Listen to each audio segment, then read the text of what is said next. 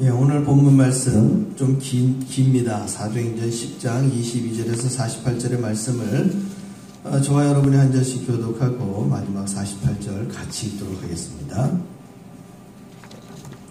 말씀을 봉독합니다.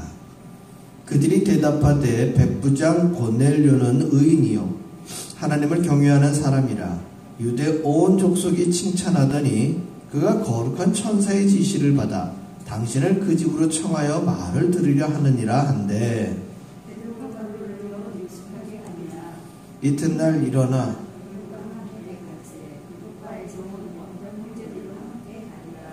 이튿날 가이사랴에 들어가니 고넬료가 그의 친척과 가까운 친구들을 모아 기다리더니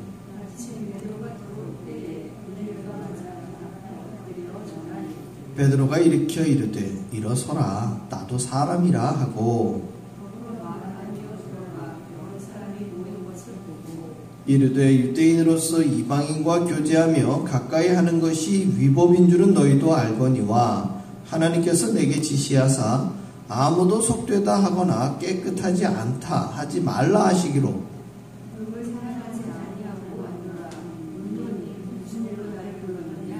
고넬료가 이르되 내가 나흘 전 이맘때까지 내 집에서 제 구시 기도를 하는데 갑자기 한 사람이 빛난 옷을 입고 내 앞에 서서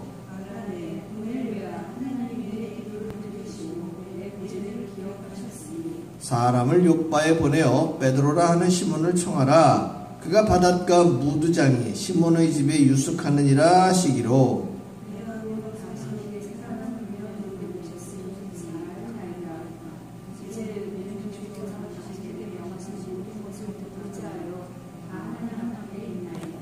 베드로가 입을 열어 말하되 내가 참으로 하나님은 사람의 외모를 보지 아니하시고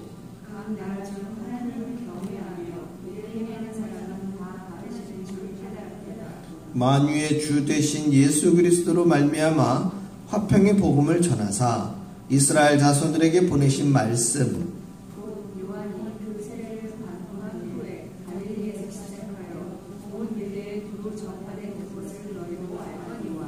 하나님이 나사렛 예수에게 성령과 능력을 기름 붓듯 하셨음에 그가 두루 다니시며 선한 일을 행하시고 마귀에게 눌린 모든 사람을 고치셨으니 이는 하나님이 함께 하셨습니다.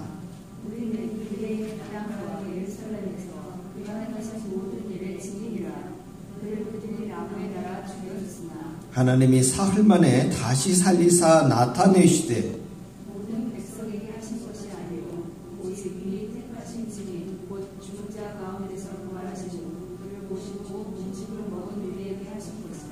우리에게 명하사 백성에게 전도하되 하나님이 살아있는 자와 죽은 자의 재판장으로 정하신 자가 곧 이 사람인 것을 증언하게 하셨고 그에 대하여 모든 선지자도 증언하되 그를 믿는 사람들이 다 그의 이름을 힘입어 죄사함을 받는다 하였느니라. 베드로가 이 말을 할 때에 성령이 말씀 듣는 모든 사람에게 내려오시니 베드로와 함께 온 할례 받은 신자들이 이방인들에게도 성령을 부어주심으로 말미암아 놀라니 이는 방언을 말하며 하나님 높임을 들음이로라. 이에 베드로가 이르되 이 사람들이 우리와 같이 성령을 받았으니 누가 능력으로 세례를 금하려 하고 명하여 예수 그리스도 같이 있습니다. 명하여 예수 그리스도의 이름으로 세례를 베풀라 하니라. 그들이 베드로에게 며칠 더 머물기를 청하니라. 아멘. 우리와 같이 성령을 받았으니 라는 제목으로 오늘 말씀을 전합니다. 사도행전 이 10장의 내용은 앞에 1절로 21절까지의 내용을 우리가 간략하게 여러분들이 이해하기 쉽게 제가 요약을 해드리면 이 고넬료라 하는 사람은 예수님 때에도 로마의 군대 중에 백부장, 즉 로마 군인 100명을 지휘할 수 있는 지휘관이에요. 뭐 오늘날로 치면은 군대가 가까이 있으니까 중대장급 정도 되겠죠. 뭐 한국으로 따지면 대위 정도. 그래서 이 백부장이 사도행전에 보면 경건하게 하나님을 따르는 사람이라고 기록이 되어 있습니다. 그러면서 그 사람이 유대인의 율례를 따라서 그 시간을 맞춰서 기도를 합니다. 근데 오늘 그 30절에 보면 내 집에서 제9시 기도를 하는데 라고 되어 있어요. 제9시라고 할 때 성경에 등장하는 이 유대인들의 시간은요, 오늘날 우리가 쓰는 시간에 6시를 더하면 비슷한 시간이 돼요. 그러니까 제9시라고 하면 6시를 더하면 오후 3시가 되겠죠. 그래서 오후 3시쯤에 이 고넬료가 기도할 때에 환상 가운데 천사가 나타나서 지금 이 무두장이 시몬 집에 있는 바닷가 욥바라고 하는 지역의 무두장이 가죽일을 다루는 사람이지요. 그 시몬이라는 사람 집에 재미있어요. 시몬이라는 사람 집에 시몬이 거하는 거예요. 그 얘기가 무슨 말입니까? 베드로의 본명도 시몬이잖아요. 그러니까 철수네 집에 철수가 와 있는 거예요. 우리 한국 사람식 얘기로 한다면. 그래서 무두장이 시몬의 집에 베드로라 하는 시몬이 와 있으니까 그 사람을 불러서 네가 말씀을 들어라. 이렇게 천사가 고지를 한 거예요. 그래서 우리가 그 내용만 볼 때에 하나님께서는 예수님에 관한 복음을 전하실 때 기왕 천사를 보냈으면 누구 보고 얘기하면 돼요? 천사한테 얘기하면 되잖아요. 근데 천사가 굳이 예수님에 관한 복음을 천사를 통해서 이야기하지 않고 누구를 통해서?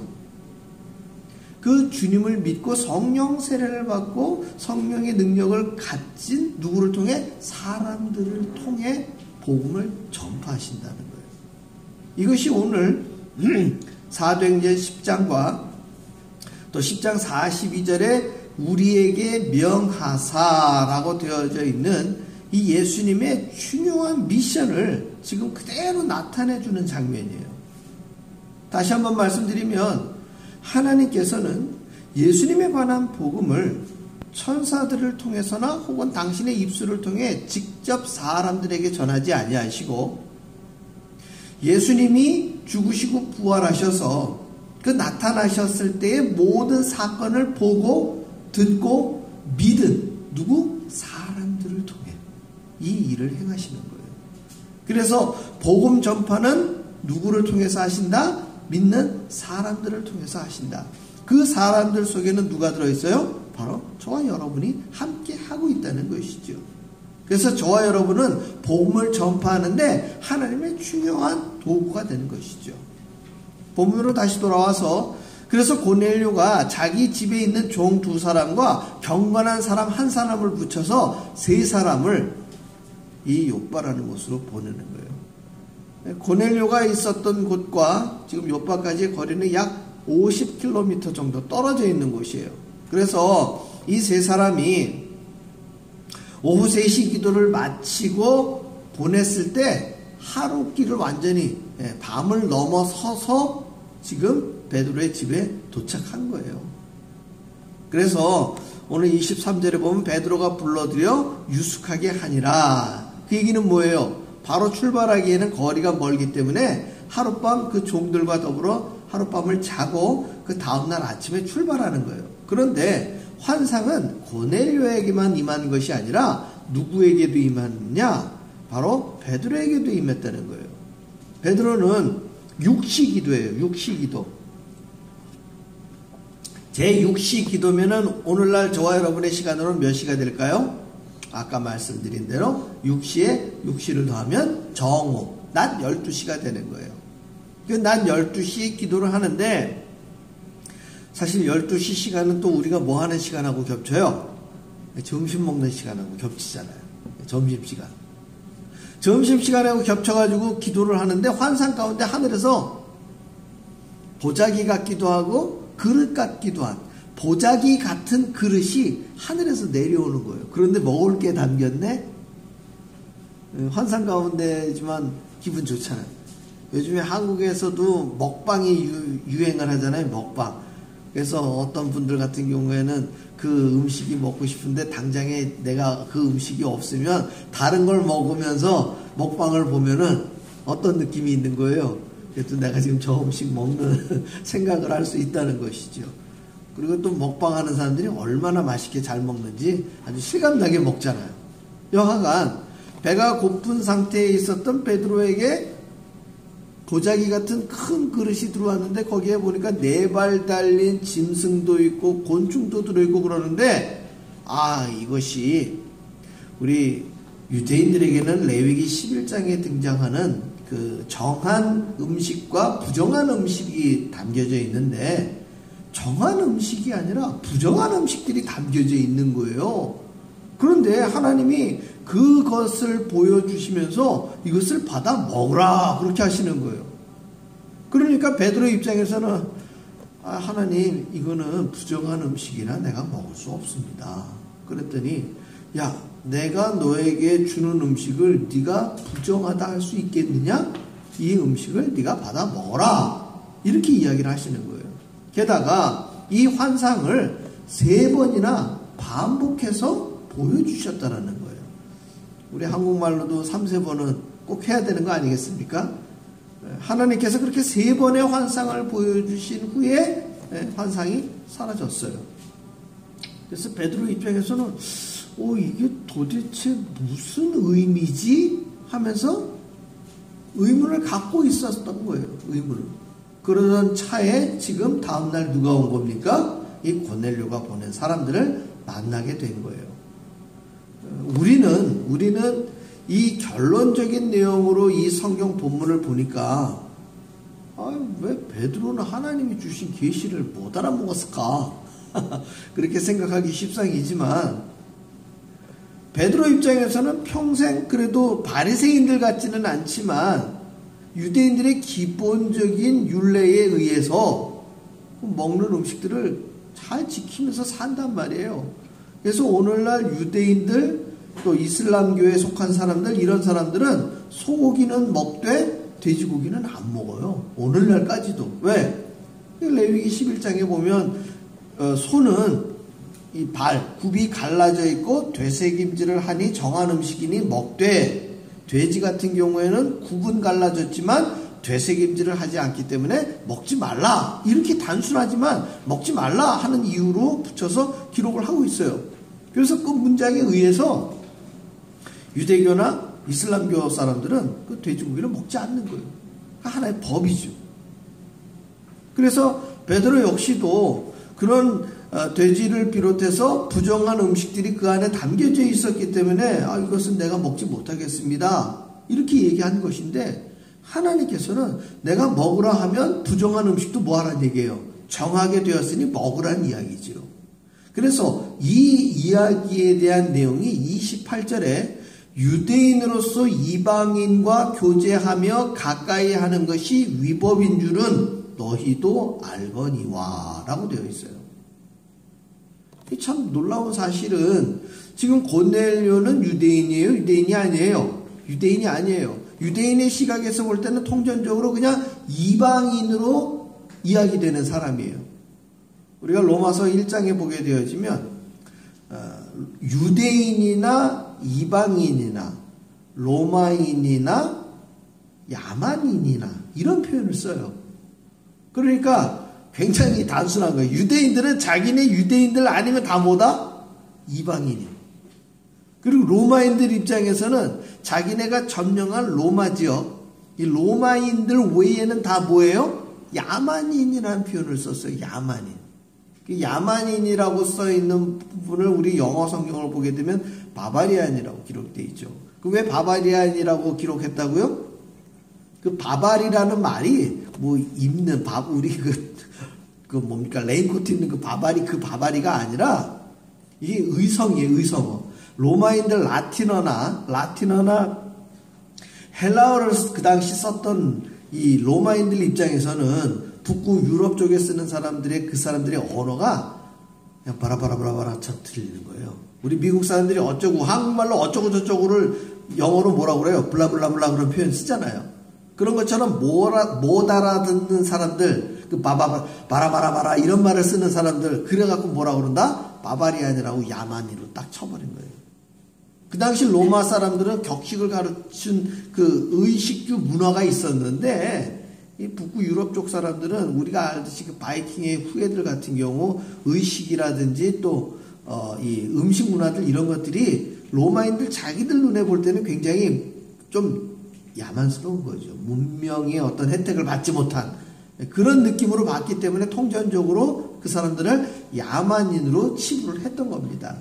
그런 것처럼 로마인들 중심으로 자기들의 정복지나 자기들의 말을 쓰지 않는 사람들은 야만인이 되는 것처럼 유대인들은 지금 로마가 다스리고 있는 시대인데도 불구하고 자기들의 율법과 자기들의 문화와 자기들의 어떤 그 율법에 준한 생활을 살지 않는 사람들은 다 뭐예요? 이방인이에요. 그래서 이 이방인들과 교제를 하게 되어지면 자기들의 신앙적인 부분들이 희석될까봐 더 철저하게 뭐 하는 거예요? 자기들의 율법을 고집하고 있다는 것이죠. 그래서 이 내용을 이방인들도 안다는 거예요. 그래서 28절에 유대인으로서 이방인과 교제하며 가까이 하는 것이 위법인 줄은 너희도 알거니와 하고 기록되어졌지만 자기에게 임하신 하나님의 환상의 의미를 해석을 해서 하나님께서 내게 지시하사 아무도 속되다 하거나 깨끗하지 않다 하지 말라 하시기로 이제 이해를 한 거예요.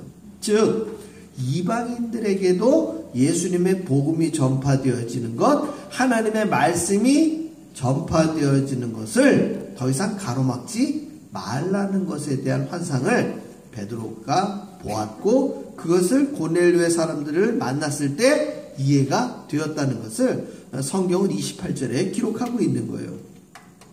자, 그러면서 29절에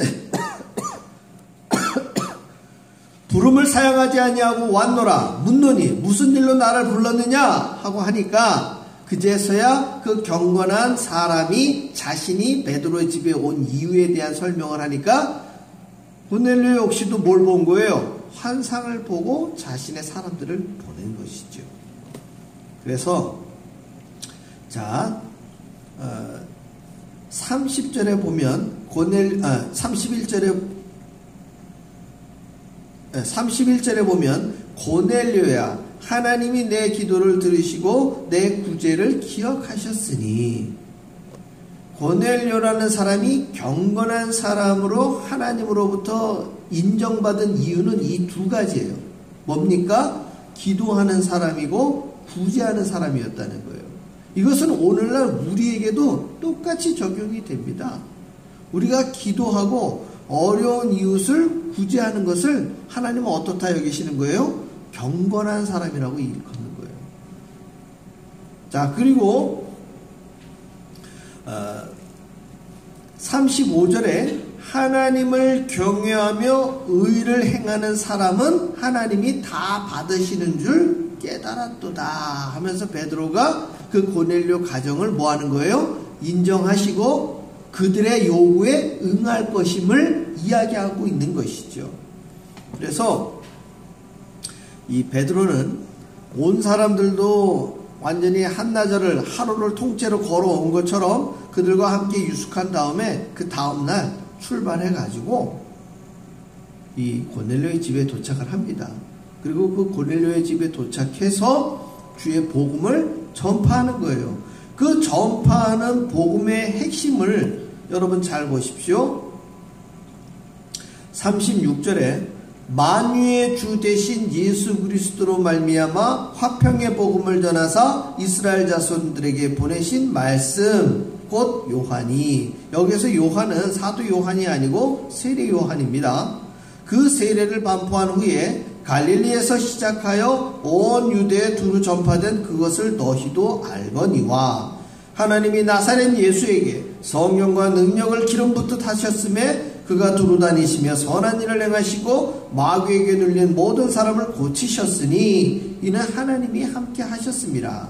여기서 중요한 것은 뭐냐 하면요 38절 보십시오.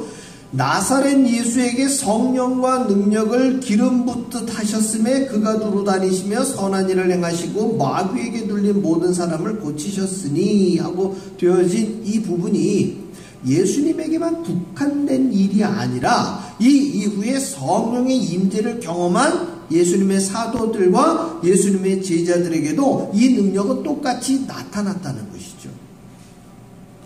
따라서 우리는 유대인의 땅과 예루살렘에서 그가 행하신 모든 일에 증인이라고 한 것처럼 사도들과 제자들은 부활하신 예수님을 만나본 사람들이니까, 그것처럼 이 동일한 능력이 나타난 기록되어진 말씀을 믿는 저와 여러분도 뭐예요?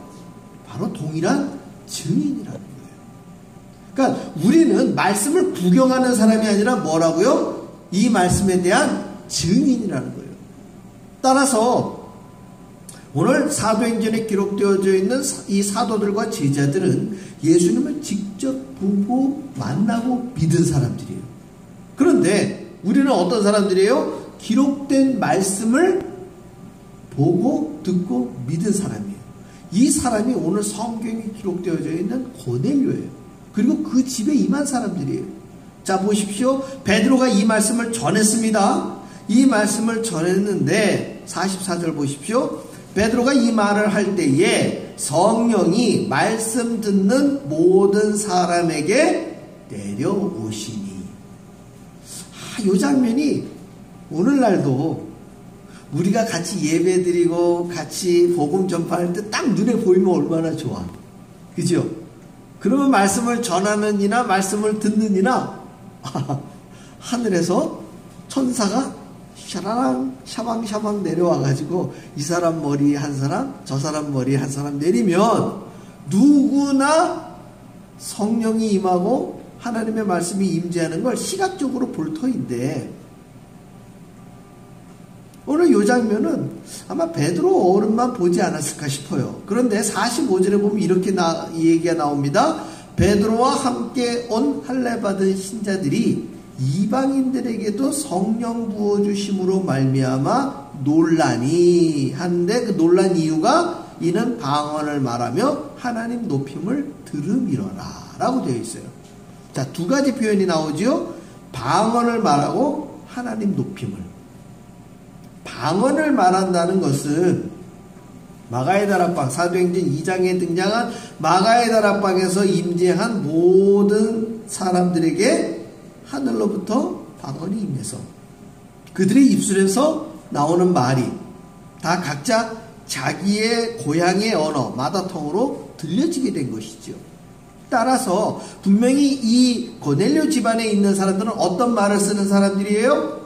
그 당시 로마가 다스리고 있었기 때문에 헬라어나 라틴어를 쓰는 거예요. 그런데 베드로와 함께 온 사람들은 대부분 유대인들이었기 때문에 그들이 자기들의 고유 언어인 히브리어나 혹은 그 당시 통용되어서 썼던 아람어를 쓰는 사람들이에요. 유식한 사람들이 아닌 이상 헬라어나 라틴어를 아주 편하게 쓸 수 있는 사람은 많지 않다는 거예요. 뭐 멀리 찾을 것 없어요. 우리 미국에 사는 저와 여러분 역시도 이것이 한국말은 우리가 융통성 있게 잘 쓰잖아요. 그런데 미국말이나 스페니시 말들은 우리가 어렵잖아요. 그런 것과 똑같다는 얘기예요. 지금 미국에 살고 있는 한국인들에게도 영어나 스페니시 말이 어렵게 들리는데, 지금 베드로가 복음 전할 때 그 사람들이 스페니시 말을 쓰고 또 영어로 얘기를 하는데 귀에는 뭘로 들려요? 우리 한국말로 들리는 것처럼 쉽게 들려진다는 얘기예요. 이게 놀라운 일이라는 얘기죠. 그리고 두 번째, 그들은 이방인으로 여기고 있는데 그들이 누구를 높이고 있는 거예요? 하나님을 높이고 있다는 것이죠. 사랑하는 성도 여러분, 우리가 복음을 전할 때 오늘날 이 베드로와 함께한 사람들은 아직까지 의심이 많고 어쩌면 베드로보다 더 이방인들에 대한 마음이 폐쇄적일 수 있어요. 그 사람들에게 이 사람들이 하늘로부터 오는 성령을 받은 사람인 것을 알게 하기 위해서 하나님은 특별히 그들에게 그 시간에 뭐하게? 방언을 말하게 하고 그들로 하여금 하나님을 높이게 했다는 것이죠. 자, 그럼 오늘날 우리의 상황으로 놓고 봅시다. 우리가 헬라어를 씁니까? 우리가 로마어를 그리스말을 씁니까? 라틴어를 씁니까?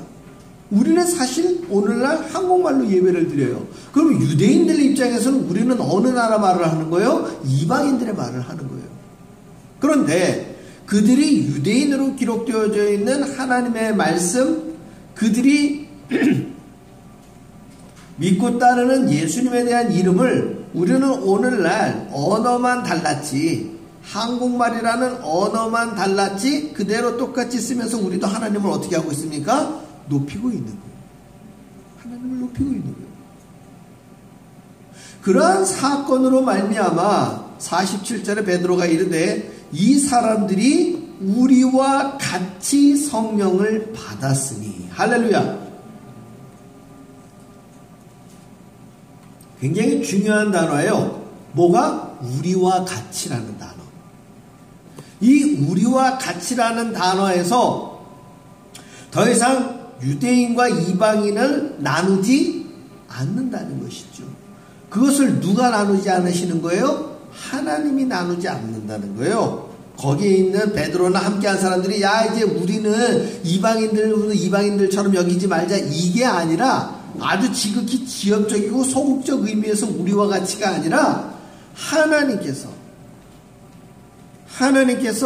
이미 이 예수 그리스도의 구원의 역사를 통해 그 이름을 믿는 모든 자들에게 하나님의 자녀가 되는 권세를 주셨음을 이제 복음을 전하고 있는 베드로가 깨달은 것이고, 오늘 말씀을 통해서 깨달음을 얻는 저와 여러분 역시도 깨닫게 되는 것이고, 그것을 깨달은 저와 여러분은 이제 뭐합니까? 복음을 전파하는 증인으로 살아가야 되는 예수 그리스도의 명이 우리에게 임재하신다는 거예요.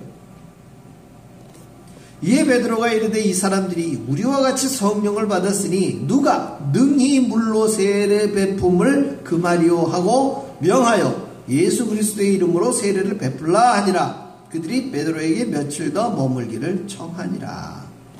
끝으로 한 가지 더 첨언해서 말씀을 드리면, 사실 성경, 신약 성경에 기록되어져 있는 여러 사람들 가운데 이방인의 사도라고 하는 닉네임을 얻은 사람은 누구냐? 사실 사도 바울의 입장이 이방인의 사도로 일컬음을 받았어요.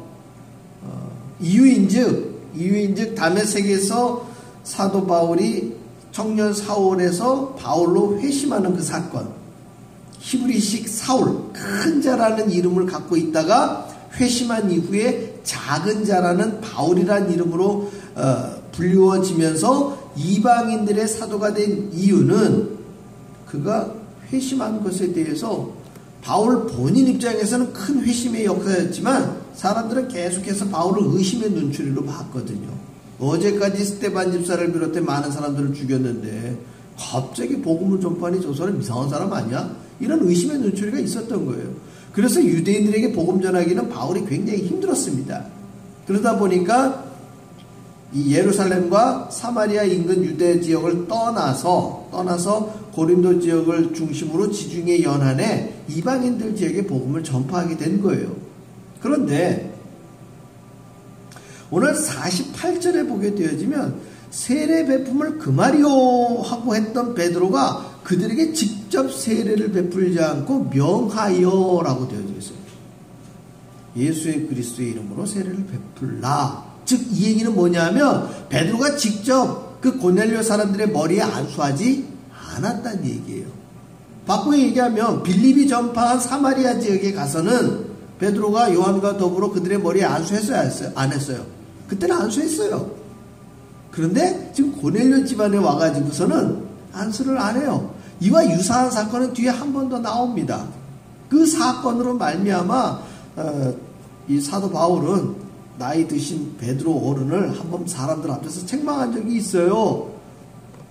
복음을 모든 사람에게 전파한다고 해놓고서 예루살렘 교회에서 야고보를 비롯한 중요 인물들이 왔을 때 베드로가 사실 이방인들과 함께 밥 먹고 있다가 살짝 먼저 나와가서 밥 같이 안 먹은 것 같이 이 약간의 가식을 한 적이 있거든요. 그러니까 그 얘기는 뭐냐면 평생 이 유대인의 율법에 얽매여서 살았던 베드로 입장에서는 본능적으로 이방인들하고 같이 있는 것에 대한 그 힘든 모습들이 그 안에 있는 것을 보여주는 장면이에요.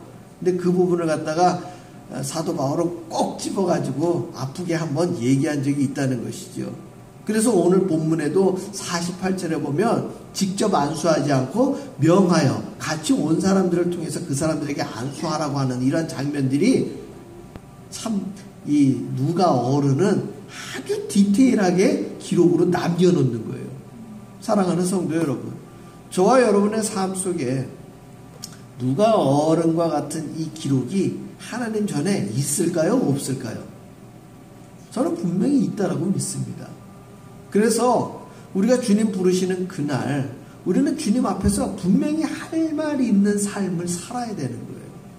그랬을 때 오늘 사도 베드로는 분명히 이야기합니다. 예수 그리스도의 복음을 믿고 그 예수의 이름을 받아들인 사람들에게는 우리와 같이 성령을 받았다고 인정하고 있어요. 이 베드로의 인정은 아까도 말씀드렸듯이 자신 개인의 인정이 아니라 하나님의 사도로서 또 예수 그리스도의 복음을 증언하는 증인으로서 선포하시는 말씀이에요. 그런 것과 마찬가지로 저와 여러분 역시도 성령을 받았고 또 사도 베드로와 같은 증인의 명을 받은 사람들이에요. 그렇기 때문에 이 놀라운 미션을 증거하고 증언하는 일에는 뒤로 빠지면 된다 안 된다? 안 된다는 거예요. 그 세례 베푸는 아주 디테일한 장면까지도 기록이 남잖아요. 하나님은 우리에게 말씀을 통해서 증인된 삶을 살라고 오늘 2022년 8월 첫째 주에 이렇게 선포의 말씀을 했는데 오늘 이후의 시간들 가운데 그러한 시간들이 있었음에도 불구하고 우리가 뒤로 빠지면 몇 날 몇 시에 하려다가 말았다 하려다 말았다 마음은 원이로되 육신이 약하다. 기록이 남는다 안 남는다? 남는다는 거예요. 그런 일에 부끄러움 없는 우리들의 삶이 되기를 소망합니다. 그래서 정말 한국 입장에서 보면 우리는 거의 땅끝에 와 있는 사람들이에요. 동쪽이 됐든 서쪽이 됐든 바다 건너온 거예요. 땅끝을 건너서 바다 너머에 와 있는 사람들이에요. 그러니까 이 바다 너머 지역에서 우리의 삶이 좀 고달프고 힘든 시간들이 있다 할지라도 우리가 기도하고 구제하는 일에 열심을 내면 하나님이 경건하시다 하는데 그 일을 넘어서 복음까지 증언한다면 하나님 입장에서는 저와 여러분이 기적의 소산이요 하나님 사랑하시는 자녀 되기에 부족함이 없는 저와 여러분의 삶일 줄 믿습니다. 하나님의 자녀가 되는 그 권세, 예수님의 제자가 되는 그 능력, 그 권세와 능력을 날마다 저와 여러분의 삶 속에서 누리시는 우리 모두가 되시기를 주의 이름으로 축원합니다. 기도하겠습니다.